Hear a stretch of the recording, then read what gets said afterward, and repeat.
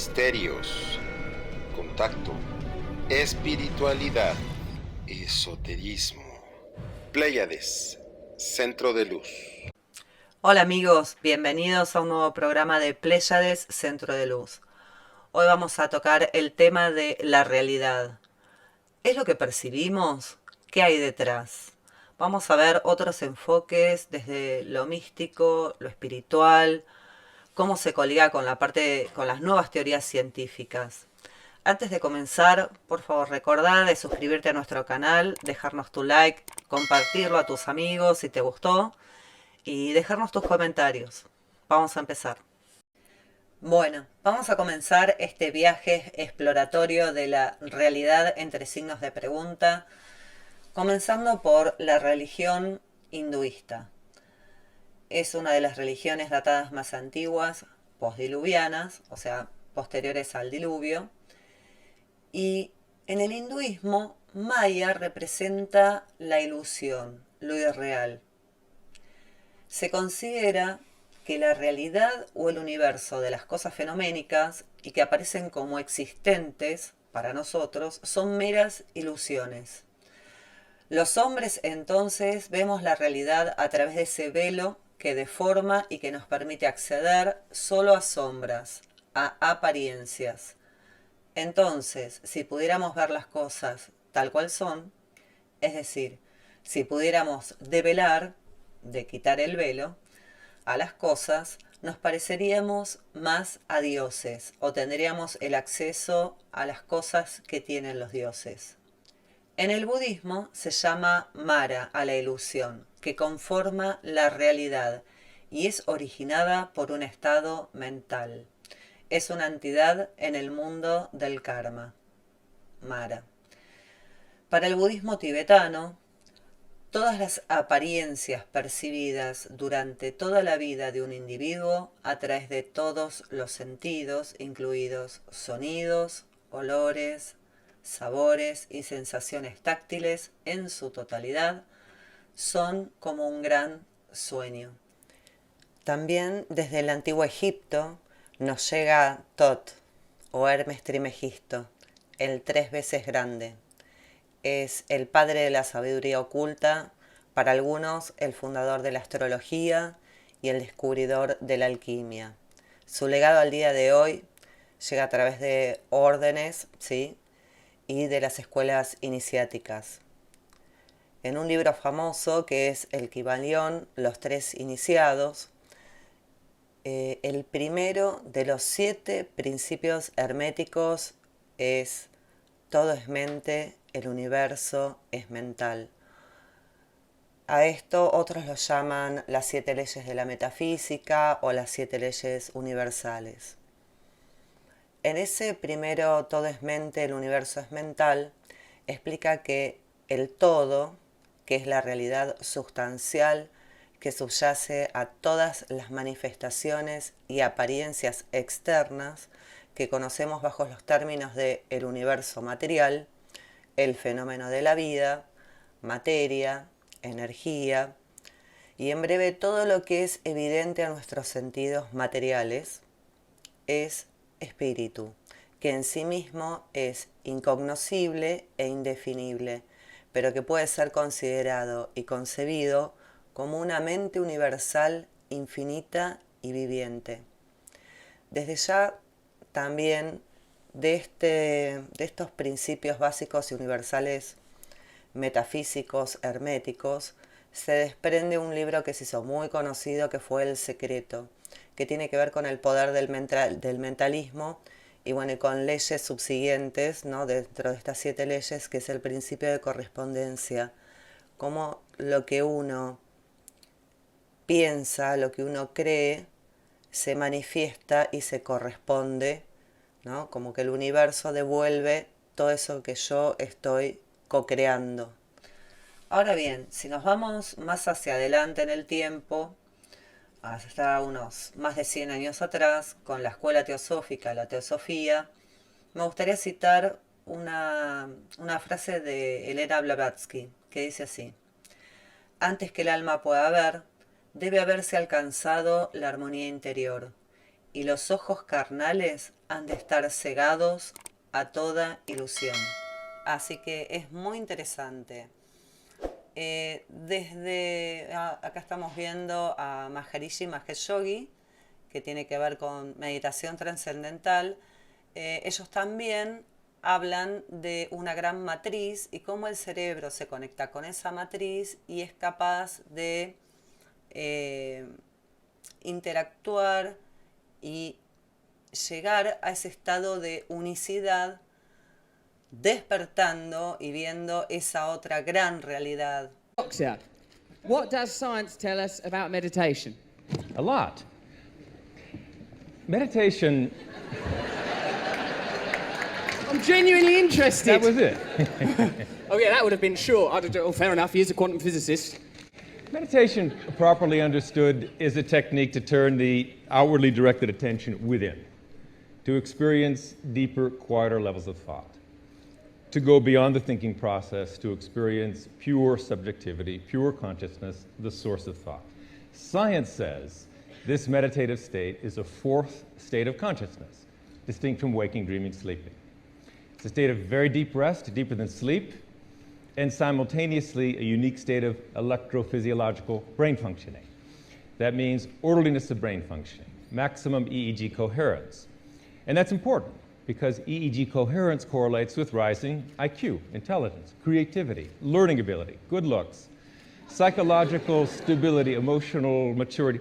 Everything good about the mind depends on its orderly function. The transcendental is important because it's not about thinking or concentrating or contemplating or visualizing or any kind of intention, any kind of effort. It's about slipping beyond thought to the experience of the source of thought, which is being, pure subjectivity, pure wakefulness.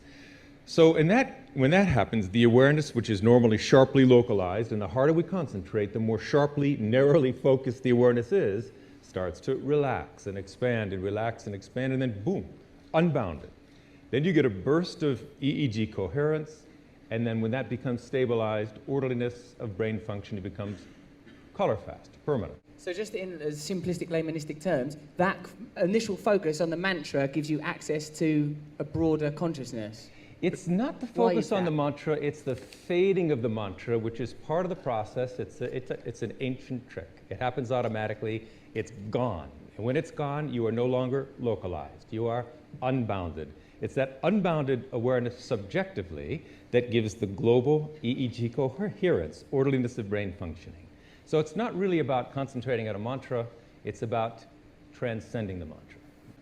Many religious faiths, spiritual traditions, believe in the fundamental unity of life, which is now a scientific fact, the fundamental unity at the basis of the diversity of the universe. That's what the unified field is, but you knew that.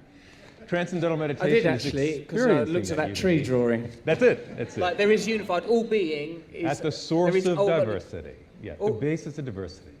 So the diversity on this level, molecular, less atomic, less nuclear, less subnuclear, and then one. The force is all unified. That's the unified field, the fulfillment of Einstein's dream. The superstring revolution, which hit the UK, I understood, it hit here, and Yeah, since we're then, nuts for superstring. since Einstein, physics has been about discovering the fundamental unity at the basis of the surface diversity of the universe.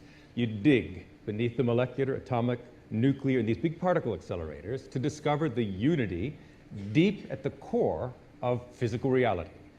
Meditation is a subjective means of experiencing that same fundamental unity of life. And that fundamental experience transforms the brain. It transforms the physiology as well. But really, it's the same unity from the perspective of modern physics that is experienced subjectively in the meditative state of pure consciousness.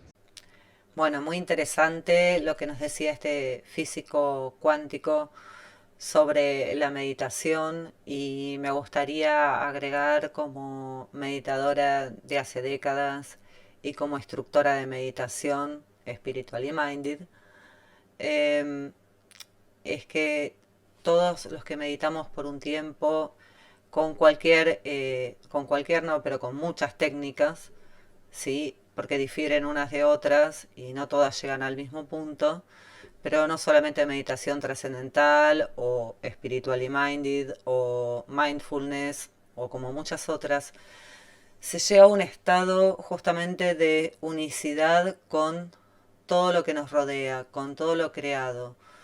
Un estado de infinitud sería, de estar conectado con hasta con el universo. Es una experiencia maravillosa, le llaman muchas veces insights.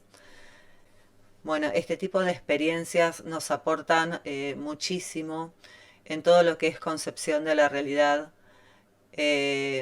cómo concebimos la realidad, qué es la realidad, desde la experiencia, desde sentir que no somos solo este cuerpo, sino que podemos sentir en esos momentos, ¿no? En esos estados alterados de conciencia, en ese cuarto tipo de conciencia, una integración con el todo. Bueno, ahora me gustaría, para continuar este video, que empezáramos a abordar la teoría sintérgica de Jacobo Greenberg. Es imperdible, muy interesante. Él es un científico mexicano, acá lo tenemos, que desapareció misteriosamente, es un gran enigma. La teoría sintérgica afirma que existe una organización básica del espacio. Esta organización básica sería como una matriz, un enrejado, una celosía, cuyo estado fundamental es de total coherencia y simetría. En esto está de acuerdo también la física contemporánea. Cualquier modificación en esta matriz fundamental del espacio, un instrumento físico la detecta como una partícula elemental. Entonces el instrumento detecta que hay algo que aparece contra un fondo estable de total coherencia, y los físicos y las gentes que conocen lo que significa la medida del instrumento hablan de la aparición de una partícula elemental. La idea es que las distorsiones de la latiz, sobre todo las distorsiones complejas, son lo que podemos denominar objetos. La teoría sintérgica afirma que el cerebro humano es capaz de distorsionar la estructura de la latiz en la forma más compleja conocida en el universo. Y esta distorsión compleja de la latiz constituye la realidad perceptual. De tal forma que cada una de las actividades neuronales constituye una microdistorsión de la latiz. Y puesto que el cerebro humano contiene alrededor de entre 10.000 y 12.000 millones de elementos neuronales, cada microdistorsión, cada alteración de esta estructura básica del espacio interactúa entre sí, formando una macrodistorsión compleja, a la que la teoría le llama el campo neuronal. De tal forma que la hipótesis fundamental de la teoría sintérgica es que la percepción surge como resultado de la interacción del campo neuronal con la latiz del espacio. Existen diferentes niveles de interacción entre el campo neuronal y la latiz, y cada uno de estos niveles constituye o se asocia o se percibe como un nivel diferente de conciencia.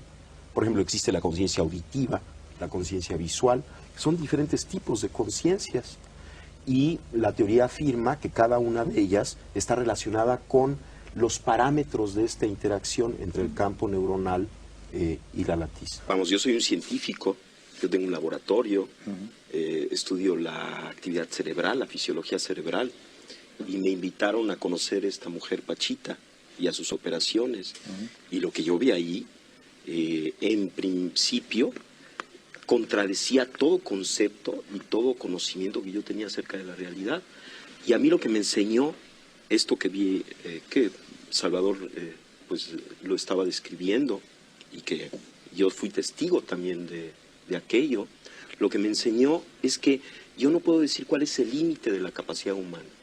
A partir de esa experiencia yo no me atrevo a decir el ser humano no puede hacer esto, el cerebro tiene tal límite en su potencialidad, sino que parecería que estamos dentro de un continuo extensísimo, y no conocemos cuáles son los extremos de este contagio. Por ejemplo, Pachita es uno de los casos más asombrosos que yo pude atestiguar. Yo trabajé con ella varios meses. Pachita venía un paciente a verla, por ejemplo, alguien que tenía un problema pulmonar, y entonces si ella decidía, de alguna manera podía percibir directamente lo que le sucedía al paciente y lo que el paciente requería para mejorar. Si el paciente necesitaba, ella hacía una operación en donde extraía los pulmones enfermos e injertaba pulmones sanos. Ahora, esto es inconcebible. Vamos, la cirugía actual ya empieza a hacer este tipo de operaciones, pero la forma en la que Pachita hacía estas operaciones era con prácticamente las manos vacías.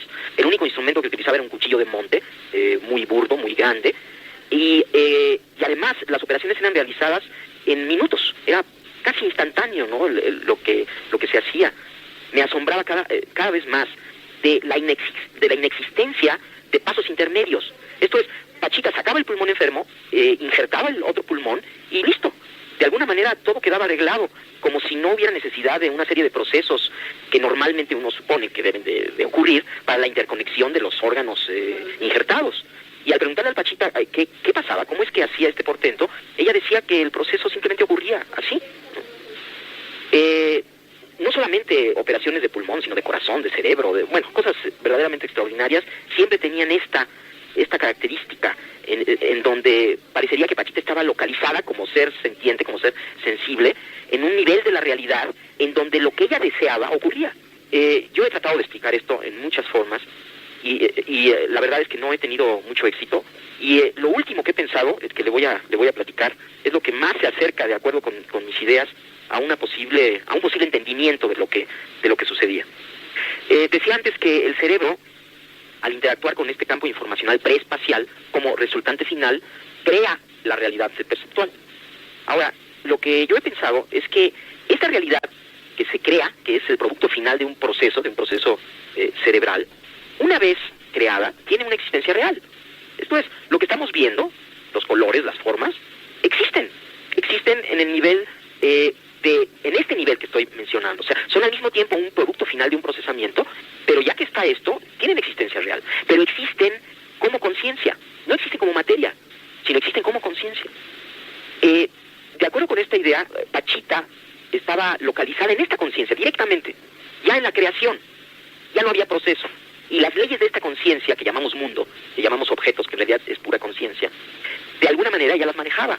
Y en este nivel no hay pasos intermedios, puesto que todo es conciencia, puesto que aún los objetos que percibimos son, esta resultante final, son parte de la conciencia. Entonces, si uno está totalmente localizado ahí, si uno no tiene ninguna duda acerca de que la realidad es ese nivel, entonces uno simplemente funciona en ese nivel con las leyes de ese nivel.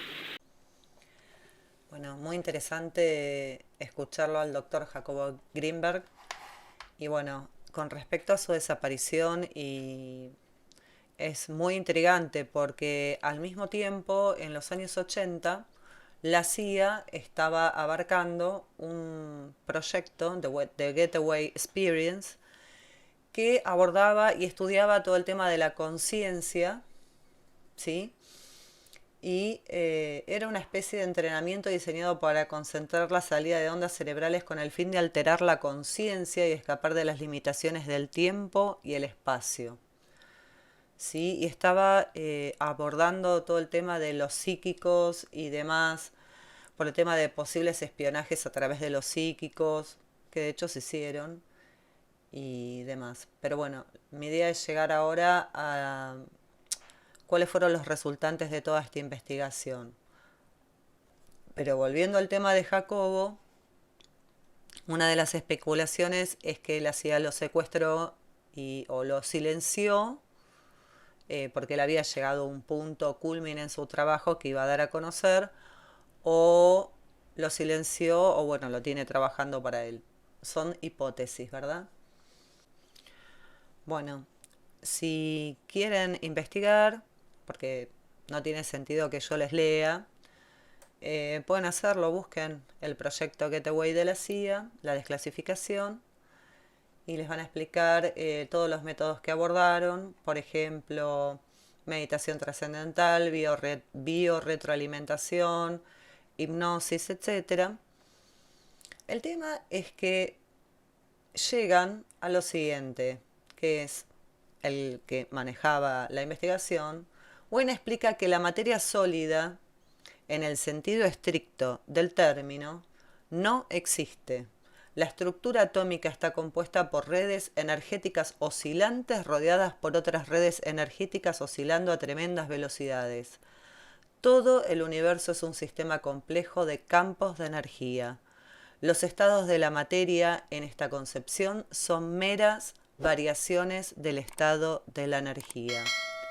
El resultado de todas estas energías en movimiento es una proyección, un holograma 3D o la realidad tal como la conocemos y a la que llamamos vida. Entonces, la conciencia puede concebirse como una red 3D superpuesta sobre todos los patrones de energía, escribe Wayne. Y bueno, habla de las matemáticas, ¿sí? Y demás. Otro más que abordó este tema un poco fue Einstein. Entonces, es como que desde el lado científico, desde el lado místico, desde el lado esotérico, todos nos están hablando de la ilusión, del vacío y de lo que es la realidad, que la realidad no es la realidad como nosotros la concebimos, sino que tiene que ver con todo esto. Es muy interesante y los invito a investigar, como yo voy a seguir haciendo porque me parece apasionante. Bueno, para seguir investigando juntos, porque no es que yo sepa de estas cosas, sino que estoy investigando al igual y les voy mostrando información, pero está bueno que cada uno de ustedes investigue, ¿no? Por su lado, por su cuenta. Por ejemplo, el universo puede ser un gran holograma, ¿sí? Esto es del canal ABC, el ABC, la parte de ciencia. Físicos japoneses proporcionan nuevas pruebas que respaldan la posibilidad de que todo lo que nos rodea no sea más que una proyección de un cosmos mucho más simple y sin gravedad. Y ahí, bueno, habla del tema holográfico, de la teoría de cuerdas, que es muy interesante. Si no la conocen, por favor, mírenla. Y habla del tema de las dimensiones y demás. También tenemos, por ejemplo, esta es una nota de Infobae, como van abordando, el universo es un holograma, la teoría más controvertida sobre el cosmos debería tomarse en serio. Acá lo aborda el científico Roberto Amparán, ¿sí? Que es uno de los físicos, ¿sí? Una de las mentes científicas más brillantes de nuestros tiempos, ¿sí? Como él también va viendo este tema. Y tenemos otra nota, esto es de una radio de Canadá internacional. ¿Vivimos en un universo holográfico? Científicos dicen que es muy posible. Y ahí es un nuevo paradigma para una realidad física. Así que, bueno, a tomarse muy en serio todas nuestras proyecciones mentales, qué es lo que pensamos, cómo sentimos, qué es lo que queremos y a meditar y a trascender planos de conciencia. Me encantaría que dejaran debajo del video sus comentarios, sus inquietudes, sus preguntas, qué creen ustedes, qué les parece, pero me quedo con eso de todos somos co-creadores, todos vamos creando nuestra realidad. La importancia de la meditación, de trascender planos de conciencia, de sentir todo ese campo unificado de que somos parte de ese gran todo. Y ese gran todo no es solamente, somos parte del todo, de los vastos universos. O sea, yo creo que esa gran matriz y que se sigue expandiendo constantemente, incluye todo. O sea, son todos los universos, sistemas solares, absolutamente todo. Y, ¿por qué no? También tiene que ver con tener experiencias con otros seres, los famosos contactos con los hermanos mayores, como algunos los llaman, con seres de otros planetas, con seres desencarnados, porque todo tiene que ver con la energía, con los planos de conciencia, como bien lo explicaba Greenberg. Bueno, espero que les haya gustado. No olviden, por favor, de dejar su comentario, de darle un like al video, de compartirlo y de suscribirse al canal. Los esperamos para el próximo programa. Muchas gracias. Un abrazo luminoso. Misterios, contacto, espiritualidad, esoterismo. Pléyades, centro de luz.